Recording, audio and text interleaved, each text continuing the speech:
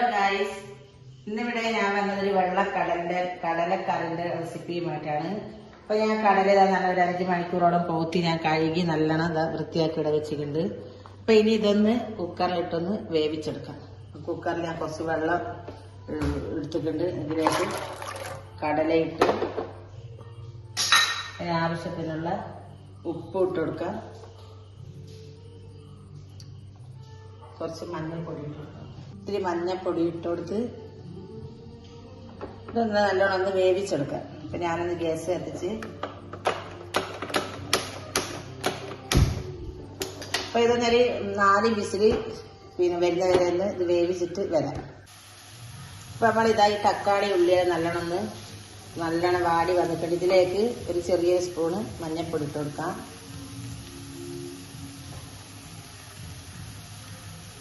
ഒരു സ്പൂണ് മുളക് പൊടി ഇട്ട് കൊടുക്കാം. ഇതിൽ തന്നെ ഒരു 2 ടീസ്പൂണ് മല്ലിപ്പൊടി ഇട്ട് കൊടുക്കാം.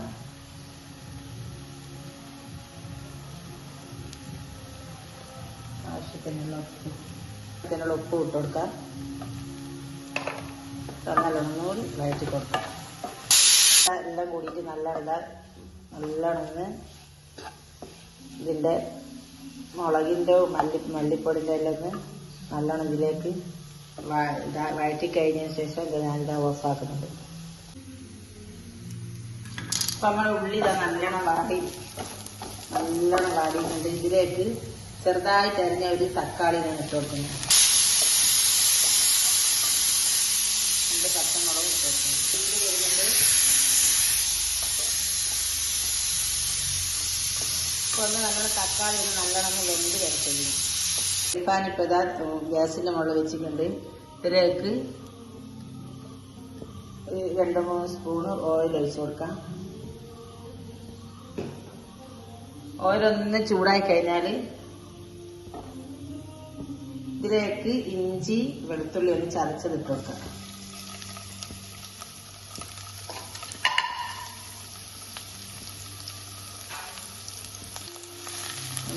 ഇതിൻ്റെ അങ്ങോട്ട് പച്ച മണം മാറിക്കഴിഞ്ഞാൽ ഇഞ്ചി വെളുത്തുള്ളി നല്ലവണ്ണം എണ്ണയിലൊന്ന് മാറിക്കഴിഞ്ഞാൽ ഇതിലേക്ക് നല്ല ഒരു ഉള്ളി ചെറുതായിട്ട് കട്ട് ചെയ്ത് വെച്ചത് ഇതിലേക്കൊന്ന് ഇട്ട് കൊടുക്കാം.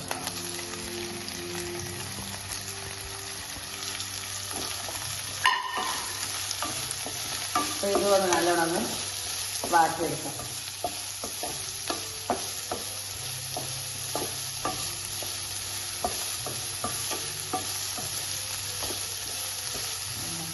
ഇത് നല്ലോണം ഇവിടെ വെന്ത് വന്നിട്ടുണ്ട്.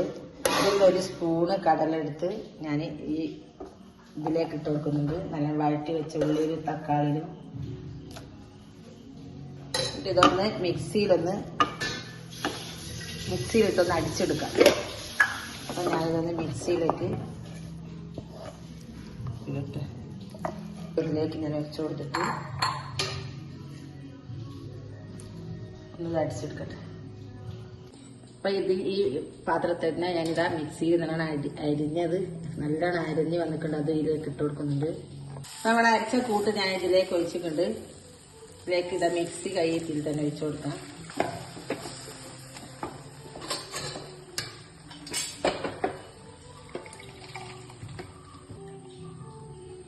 ഉപ്പൊന്ന് നോക്കാം.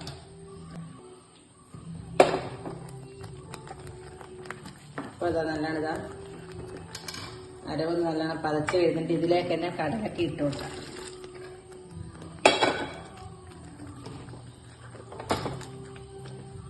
നമ്മുടെ കറി ഇവിടെ നല്ല സൂപ്പറായിട്ടുണ്ട്. കറി പതച്ച് വരുന്നുണ്ട്. ഇതിലേക്ക് തന്നെ 2 കറിവേപ്പില ഇട്ട് കൊടുക്കാം. അപ്പം നമ്മളെ കറി ഇവിടെ റെഡിയായി. കടലക്കറി ഇവിടെ റെഡിയായി. ചപ്പാത്തിൻ്റെ കൂടെ ചോറിൻ്റെ കൂടെ എല്ലാം നമുക്കിത് ഒഴിച്ച് കഴിക്കാം. അപ്പോൾ ഇത് നിങ്ങൾ ട്രൈ ചെയ്യാം. ലൈക്ക് ചെയ്യുക, ഷെയർ ചെയ്യുക, സബ്സ്ക്രൈബ് ചെയ്യുക. വീഡിയോ മുഴുവനായിട്ട് കാണാം. അപ്പോൾ സബ്സ്ക്രൈബ് ചെയ്യാത്ത ആരെങ്കിലും ഉണ്ടെങ്കിൽ എല്ലാവരും വീഡിയോ കണ്ട് സബ്സ്ക്രൈബ് ചെയ്യുക. അപ്പോൾ ഇൻഷാ അല്ലാഹ് അടുത്ത വീഡിയോ ആയിട്ട് വരുന്നവരെ അസ്സലാമു അലൈക്കും.